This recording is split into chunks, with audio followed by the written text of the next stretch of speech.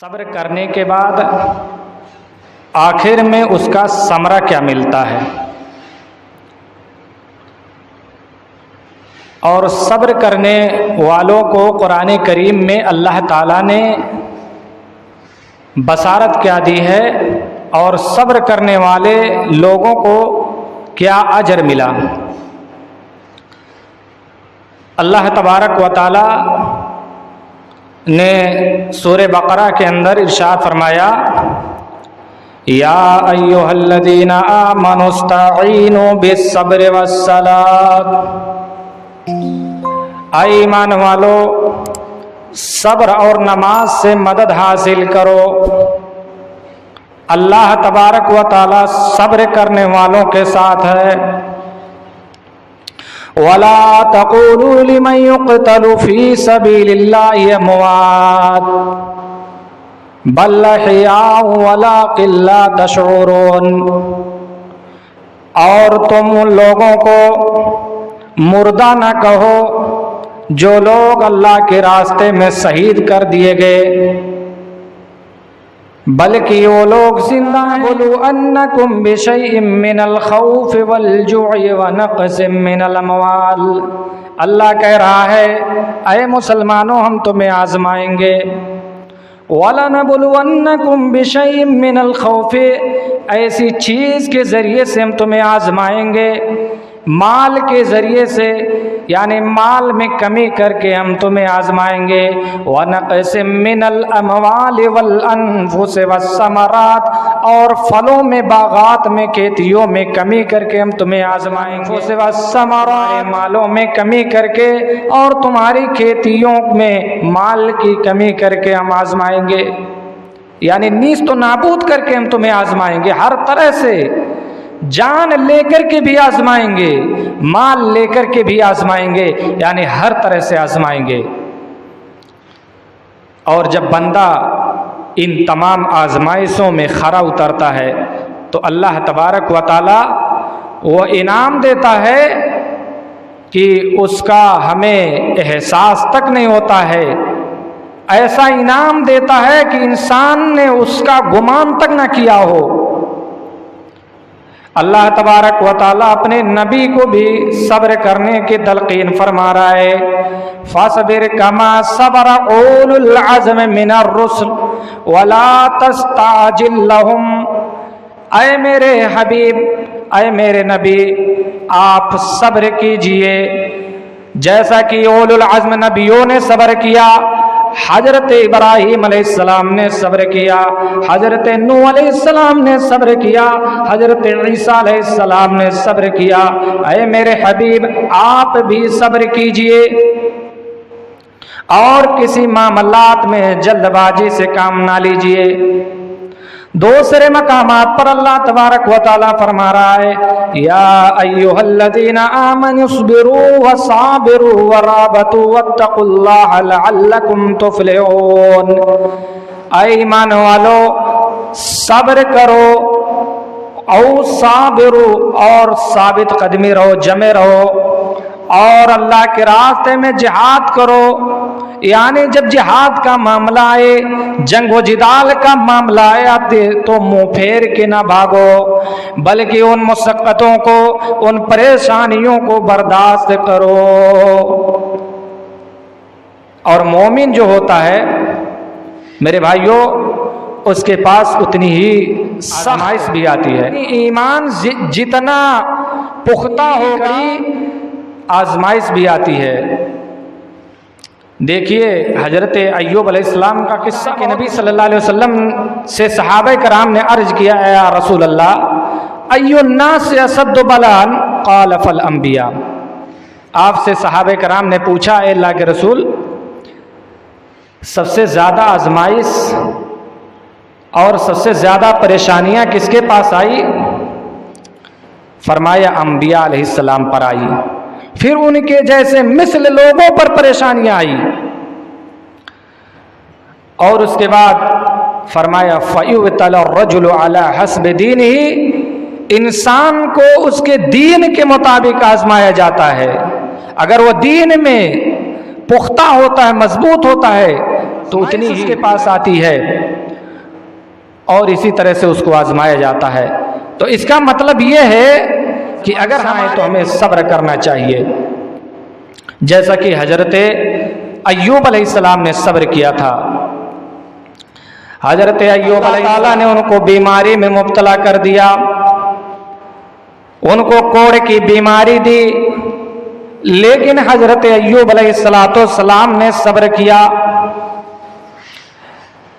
امام ابن کثیر تفسیر ابن کثیر کے اندر لکھتے ہیں، نقل کرتے ہیں کہ ایوب علیہ السلام نے 17-18 سال تک آزمائش میں گزارا، یہاں تک کہ سارے لوگ اس کو چھوڑ دیے، ان کا ساتھ چھوڑ دیے، لیکن ایک بیوی ان کے پاس بچی تھی۔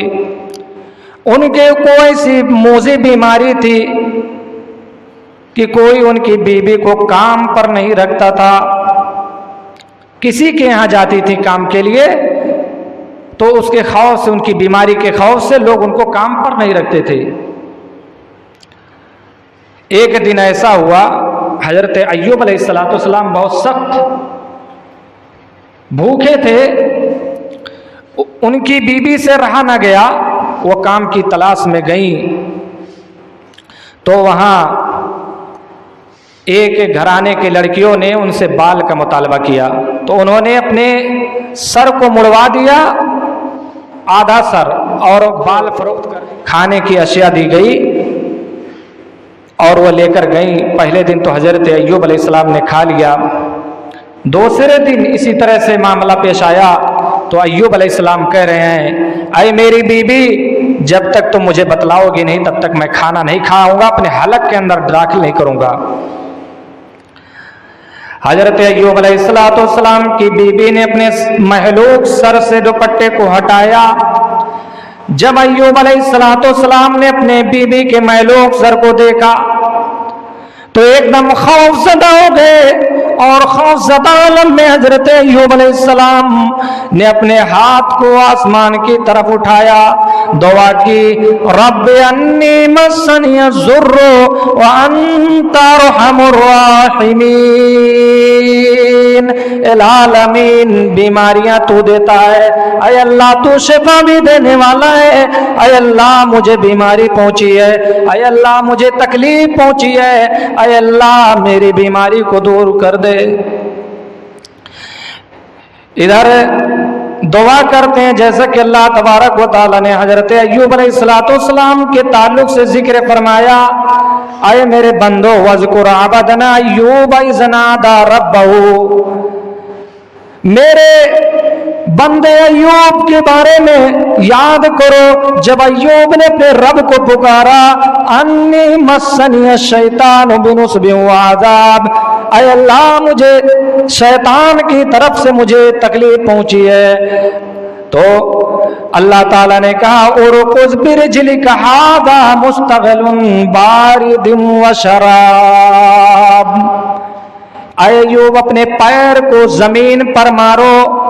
ادھر ایوب دعا کر رہے ہیں، اپنے رب کو پکار رہے ہیں، اللہ کے سامنے ہاتھ کو پھیلا کر دعا کر رہے ہیں، اے اللہ میری بیماری کو دور فرما دے۔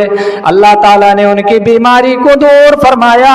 اللہ نے فوراً جبرائیل جا میرے نبی ایوب کو اس بات کی خوشخبری دے دے، میرے نبی ایوب نے آج مجھے پکارا، میرے بندے ایوب نے آج مجھ سے دعا مانگی، مجھ کو پکارا، جا اس کو بصارت دے دے۔ فاستجبنا لہو فکشفنا ما بہ، میں نے ایوب کو کی دعا کو سن لیا اور ان کو میں نے شفا دی۔ ادھر اللہ تعالیٰ نے جبرائیل کو بھیج کر آپ کو شفا کی خوشخبری دی اور فرمایا ارکض برجلک ھذا مستغل بارد وشراب، اے ایوب تم اپنے پیر کو زمین پر مارو اور یہ ٹھنڈا پانی ہے۔ حضرت ایوب نے اپنے پیر کو زمین پر مارا، جیسا کہ امام بخاری رحمہ اللہ علیہ نقل کرتے ہیں، صحیح بخاری کتاب الغسل باب من اغتسل عریانا وحدہ فی الخلوہ کے اندر یہ حدیث موجود ہے۔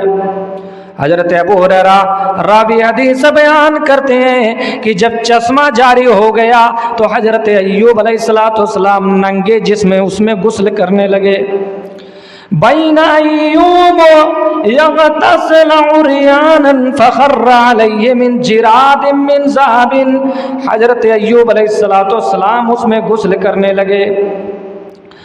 فجعل ایوب، حضرت ایوب علیہ السلام نے یحتسی فی ثوبہ، حضرت ایوب علیہ السلام کے اوپر اللہ تعالیٰ نے سونے کی ٹڈیوں کی بارش فرمائی. فخر علیہ جراد من ذهب، اللہ نے ان پر سونے کی ٹڈیوں کی بارش فرمائی. تب ایوب علیہ السلام اپنے کپڑے میں ان ٹڈیوں کو سمیٹنے لگے. فناداؤ ربو یا ایوب، تو ان کے رب نے پکارا یا ایوب الب اغنیتک عما تری، اے ایوب کیا میں نے تجھے اس چیز سے بے نیاز نہ کیا جو تم دیکھ رہے ہو؟ قال بلا ولکن لا اغنی عن ببرکتک، اے اللہ کیوں نہیں تو نے مجھے اس چیز سے بے نیاز کیا، لیکن اے اللہ تیری رحمت سے کس کا پیٹ بھرے؟ ایوب علیہ السلام نے کہا اے اللہ تیری رحمت سے کس کا پیٹ بھرتا ہے، تیری رحمت سے کون غنی ہو سکتا ہے. یعنی ایوب علیہ السلام نے جب اپنی پریشانی کا اظہار اللہ تبارک و تعالیٰ کے سامنے پیش کیا تو ایوب علیہ السلام کو اللہ تعالیٰ نے اس بیماری سے شفا دی. جب صبر کیا ایوب علیہ السلام نے تو اللہ تعالیٰ نے اس کے بدلے میں سونے کی ٹڈیوں کا نزول فرمایا. اس سے پہلے حضرت ایوب علیہ السلام کی بیوی نے کہا تھا اے ایوب اللہ تعالیٰ نے اتنی مدت تک آپ کو آزمایا، آپ کیوں نہیں اللہ سے شفا کی دعا مانگتے؟ لیکن ایوب علیہ السلام ان کی بات نہیں سنتے تھے. جب اپنی بیوی کے محلوق سر کو دیکھا اور شیطان کی طرف سے ان کو تکلیف پہنچی تو ایوب علیہ السلام نے اپنے رب کے سامنے اپنے ہاتھ کو پھیلا دیا اور رب سے دعا کی. اللہ نے ان کی دعا کو سن لی، ان کی پکار کو سن لیا. میرے بھائیوں یہ تھے ایوب علیہ السلام. ان کے پاس پریشانیاں آئی تو انہوں نے صبر کیا، اللہ نے ان کو اس کے بدلے میں اولاد مال بھی عطا کیا اور ہر چیز سے نوازا. اسی طرح سے حضرت یعقوب علیہ السلام کا واقعہ. حضرت یعقوب علیہ السلام ایک ایسے پیغمبر نبی ہیں جو حضرت یوسف علیہ السلام کے باپ ہیں. حضرت یعقوب علیہ السلام کے بیٹے یوسف کو یوسف کے بھائیوں نے حسد کا شکار ہو کر لے جا کر کے ان کو کنعان کے کنویں میں ڈال دیا. اور اس کے بعد حضرت یعقوب علیہ السلام کے پاس کپڑے میں خون لگا کر لائے اور کہا اے ابا جان یوسف کو بھیڑیا لے گیا. تب حضرت یعقوب علیہ السلام نے کہا تھا فصبر جمیل واللہ المستعان علی ما تصفون. اس وقت بھی حضرت یعقوب علیہ السلام نے کہا تھا صبر کرنا یہ سب سے زیادہ بہتر ہے. یعنی ایسے موقع پر بھی حضرت یعقوب علیہ السلام نے صبر کا دامن تھاما، صبر کیا. بیٹا یوسف جو بہت چہیتا تھا، اپنی جان سے بھی زیادہ پیار کرتے تھے، لیکن بھائیوں نے حسد کا شکار ہو کر کے کنعان کے کنویں میں ان کو ڈال دیا. لیکن حضرت یعقوب علیہ السلام صبر کر رہے تھے ایسے موقع پر، اور ان کو بھروسہ تھا اللہ تبارک و تعالیٰ پر کہ ایک نہ ایک دن اللہ رب العالمین میرے بیٹے کو ضرور بضرور لوٹائے گا. حضرت یعقوب علیہ السلام کے بیٹے کے گم ہو جانے، یوسف علیہ السلام کے گم ہو جانے پر حضرت یعقوب علیہ السلام ان کی جدائی میں رو رو کے اپنی آنکھوں کی بصارت کو بیٹھے تھے. صبر بھی کر رہے ہیں اور لوگوں سے بھی پوچھ رہے ہیں اے لوگوں بتاؤ میرے یوسف کا کیا حال ہے، میرا یوسف کہاں، میرے یوسف کے بارے میں بتاؤ۔ یہاں تک کہ آنکھوں کی بینائی بھی چلی گئی۔ ایسے عالم میں اٹھتے اور دیوار سے ٹکراتے، پیشانی پہ لگتی ہے، ٹھوکر بھی لگا تو حضرت یعقوب علیہ السلام نے اپنے رب کے سامنے ہاتھ کو پھیلا دیا اور دعا کی، انما اشکو بثی وحزنی للہ العالمین۔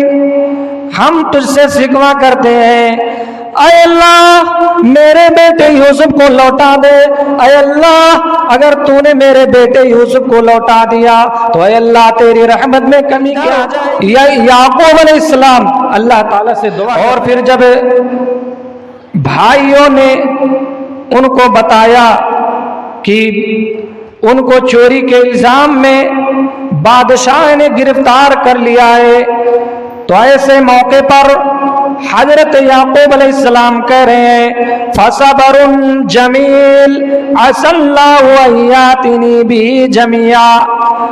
شاید کہ اللہ تبارک و تعالی ان کو ہمارے پاس واپس لوٹا دے۔ اور اس کے بعد کہا، انما اشکو بثی وحزنی للہ۔ میرے بھائیوں، یہ تھے یعقوب علیہ السلام۔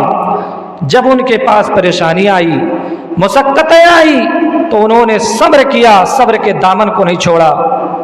آج ہمارا بیٹا گم ہو جائے تو آج ہم نجومیوں سے، کاہنوں سے آج سوال کرتے ہیں، پوچھتے ہیں، لیکن یعقوب علیہ السلام غیب کے بارے میں نہیں پوچھتے تھے، بلکہ آنے جانے والے لوگوں سے اپنے یوسف کے بارے میں پتہ پوچھ رہے ہیں۔ اور خود جناب محمد الرسول اللہ صلی اللہ علیہ وسلم نے بھی صبر کیا۔ حضرت عائشہ رضی اللہ تعالیٰ عنہ نے، جو آپ صلی اللہ علیہ وسلم کی جوز محترمہ ہیں، انہوں نے پوچھا ہے اللہ کے رسول صلی اللہ علیہ وسلم، آپ کی پوری لائف میں، پوری زندگی میں آپ کو سب سے زیادہ تکلیف کب پہنچی؟ یعنی آپ کو سب سے زیادہ تکلیف کن لوگوں سے پہنچی؟ آپ کو سب سے زیادہ اذیت کن لوگوں سے پہنچی؟ اللہ کے نبی صلی اللہ علیہ وسلم نے فرمایا، عائشہ مجھے سب سے زیادہ تکلیف اس دن پہنچی جب میں طائف میں گیا، اذ عرضت نفسی علی ابن عبد یا لیل ابن عبد کلال، جب میں نے عبد لیل یا عبد کلال کے سامنے اپنے آپ کو پیش کیا تو انہوں نے میرے پیچھے اباسوں اور بدماشوں کو لگا دیا۔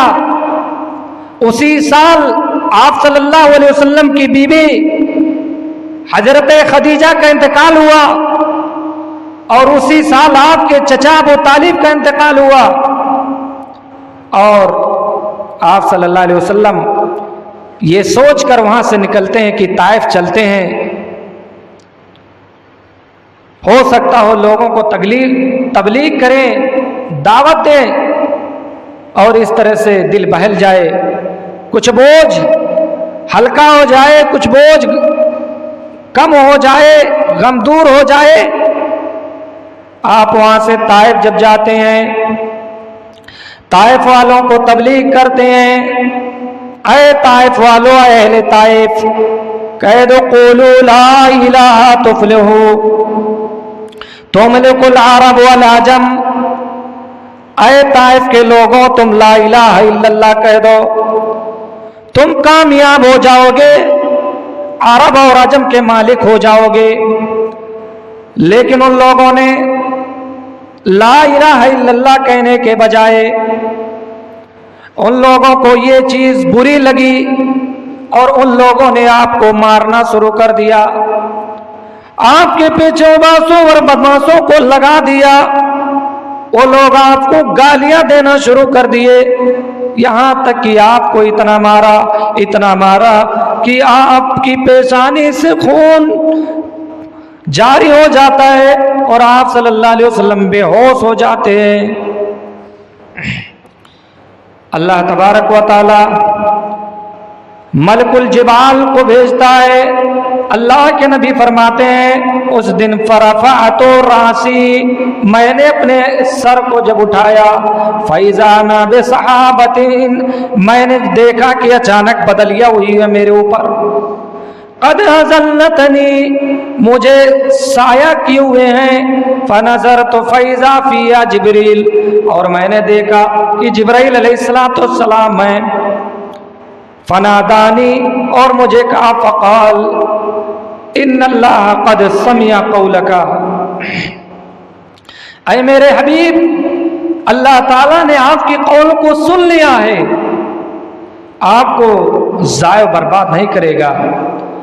वमा रद्दु अलैका वक़द बअस इलैका मलकुल जिबाल, और आपके पास मलकुल जिबाल पहाड़ का फरिश्ता भेजा। अगर आप हुक्म दे, ताकि आप हुक्म दे उनको, बेमाशी तमिन हो फीम, उनको हुक्म दे जिस चीज का वो बजा लाएंगे। और मुझे पुकारा, फनादानी मलिकुल जिबाल, अल्लाह के नबी फरमाते मुझे उस दिन फरिश्ते ने मुझे पुकारा। फसल्लमा अलैया, और मुझ पर सलाम भेजा। सुम्मा क़ाल, और कहा या मोहम्मद, ऐ मोहम्मद सल्लल्लाहु अलैहि वसल्लम, अगर आप हुक्म दे इन ताइफ वालों को दो पहाड़ियों के बीच में रखकर पीस दिया जाए।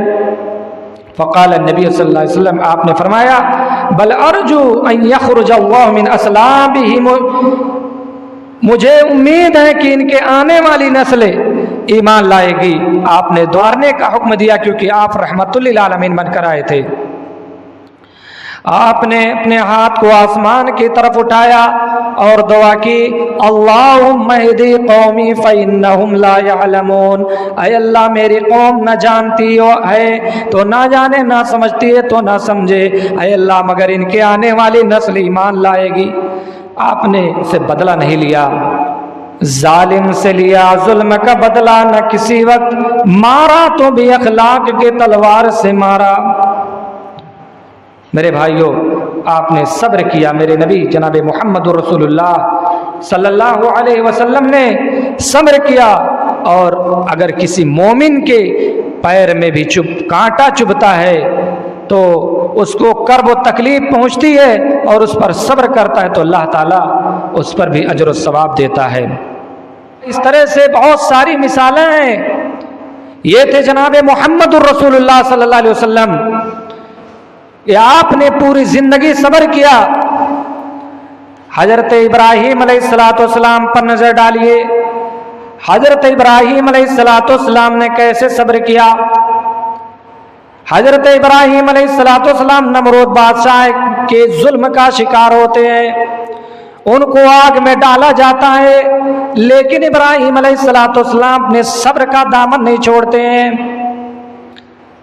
यहां तक कि अल्लाह ताला ने बेटे की कुर्बानी मांगी, ऐसे आलम में भी सब्र और इस्तिकामत से काम लेते हुए अपने बेटे की कुर्बानी पेश कर दी।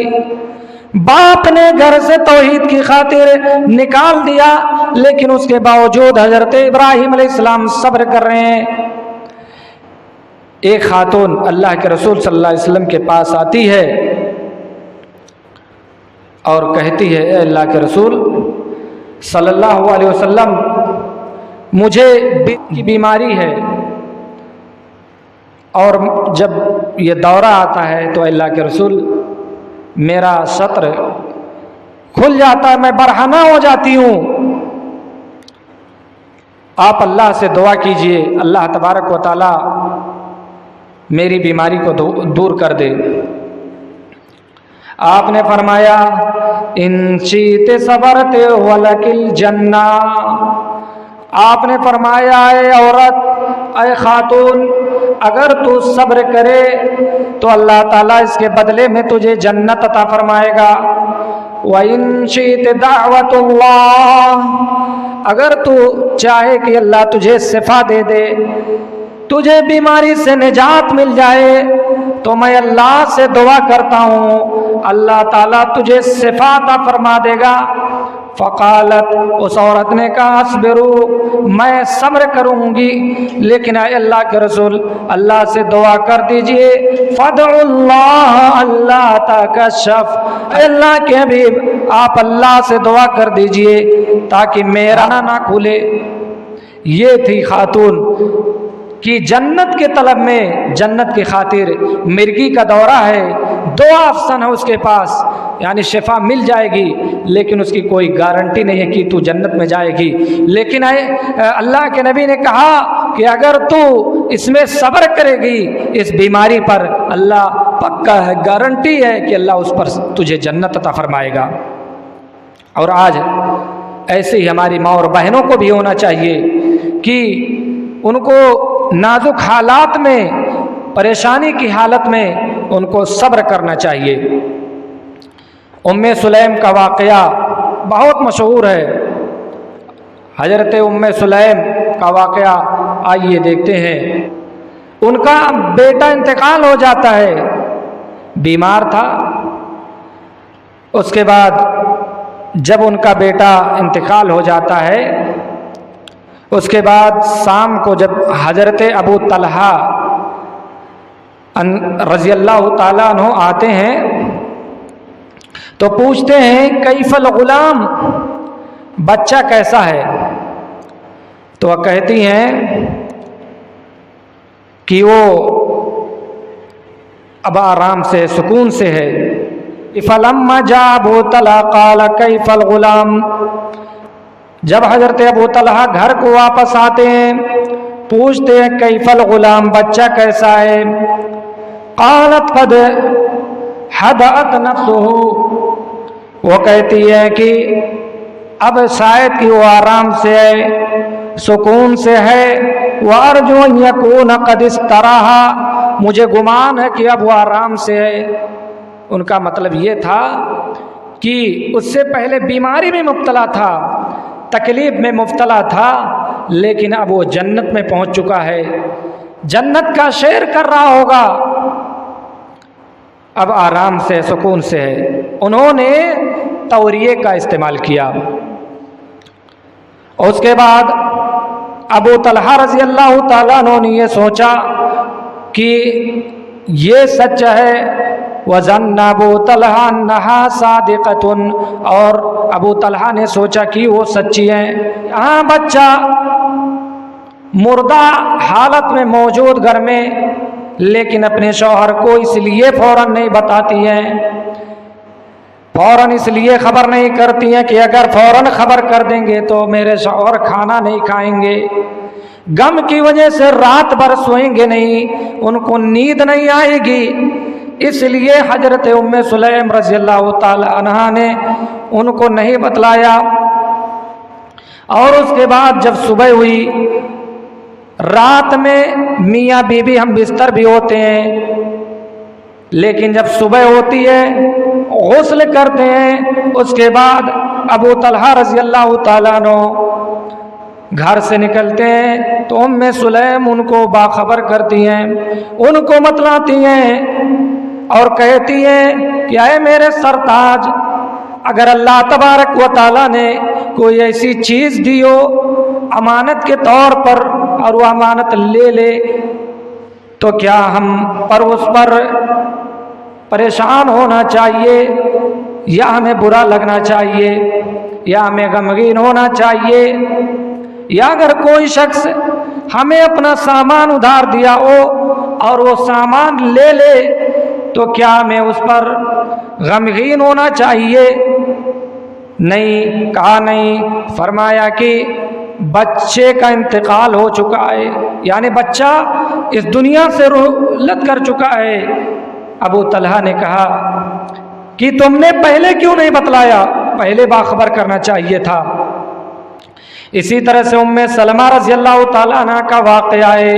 ام سلمہ جو آپ صلی اللہ علیہ وسلم کی بیوی ہیں، جب ان کے شوہر ابو سلمہ کا انتقال ہو جاتا ہے، ان کا بیان ہے، کہتی ہیں کہ اللہ کے رسول صلی اللہ علیہ وسلم نے فرمایا ما من مسلم تصیبہ مصیبت فیقول ما امرہ اللہ انا للہ و انا الیہ راجعون پھر کہے اللہم اجرنی فی مصیبتی واخلف لی خیرا منہا، میرے شوہر مجھ پر پریشانیاں آتی ہیں، میں اللہ تبارک و تعالیٰ سے دعا اس طرح سے کرتی ہوں، میرے زبان پر یہی بار بار جاری ہوتے تھے انا للہ و انا الیہ راجعون، سب کچھ اللہ تبارک و تعالیٰ کے لیے اور سب کو اسی کی طرف ایک نہ ایک دن لوٹ کر جانا ہے۔ پھر میں یہ برابر یہ دعا کرتی تھی اللہم اجرنی فی مصیبتی واخلف لی خیرا منہا، میں یہ دعا بار بار کرتی تھی کہ اے اللہ میری مصیبت پر مجھے اجر دے، مجھے پریشانی پر اجر دے، واخلف لی خیرا منہا، اور بعد میں آنے والی چیز میرے لیے بہتر بنا۔ اس طرح سے میں برابر دعا کرتی رہی کہ اللہ کے رسول صلی اللہ علیہ وسلم نے میری جانب ایک قاصد کو بھیجا اور قاصد کے ذریعے نگاہ کا پیغام بھیجا۔ میں نے اللہ کے نبی صلی اللہ علیہ وسلم سے پوچھا یا اللہ کے رسول اور ابو سلمہ کا انتقال ہو گیا ہے اور میں بہت غیرت مند عورت ہوں اور میرے پاس ایک بیٹی بھی ہے۔ اللہ کے نبی صلی اللہ علیہ وسلم نے فرمایا اگر تمہارے پاس ایک بیٹی ہے تو میں اللہ سے دعا کروں گا اللہ تبارک و تعالی اس کو غنی کر دے، اور میں اگر غیرت کا معاملہ جہاں تک میں اللہ سے دعا کروں گا اللہ تبارک و تعالی تمہاری غیرت کو دور کر دے گا۔ تو میری ماں اور بہنوں کو بھی چاہیے کہ اس طرح سے ام سلیم رضی اللہ تعالیٰ عنہ کی طرح بننے کی کوشش کریں۔ ام سلمہ جو آپ صلی اللہ علیہ وسلم کی جوزہ محترمہ ہیں ان کی طرح بننے کی کوشش کریں۔ اس طرح سے اگر اور صبر کا دامن پکڑے رہیں، اگر صبر کریں گی تو اللہ تعالیٰ ہمیں بلندیاں عطا فرمائے گا، جیسا کہ ام سلمہ رضی اللہ تعالیٰ عنہ کو رسول اللہ صلی اللہ علیہ وسلم سے بہتر شوہر کون ہو سکتا تھا۔ شوہر انتقال ہوا لیکن یہ دعا برابر پڑھتی تھی اللہم اجرنی فی مصیبتی واخلف لی خیرا منہا، یہ دعا پڑھتی تھی کہ اے اللہ مجھے بہترین اجر عطا فرما، یہ دعا کرتی تھی ہمیشہ بار بار۔ اللہ نے ان کی دعا کو سن لیا، ان کو بہترین اجر دیا اور سب سے بہتر شوہر عطا فرمایا جو جناب محمد رسول اللہ صلی اللہ علیہ وسلم تھے۔ میری ماں اور بہنوں کو بھی اور میرے بھائیوں کو بھی اس طرح سے صبر کرنا چاہیے، اور صبر کا دامن تھامتے ہوئے مصیبتیں آنے پر ہمیں یہ دعا ضرور بضرور پڑھنی چاہیے اللہم اجرنی فی مصیبتی واخلف لی خیرا منہا۔ حضرت موسیٰ علیہ السلام پر پریشانی آئی لیکن دیکھیے حضرت موسیٰ علیہ السلام نے کیسے صبر کیا۔ فرعون بادشاہ کے ظلم تشدد کا شکار ہوئے لیکن انہوں نے صبر کا دامن تھاما۔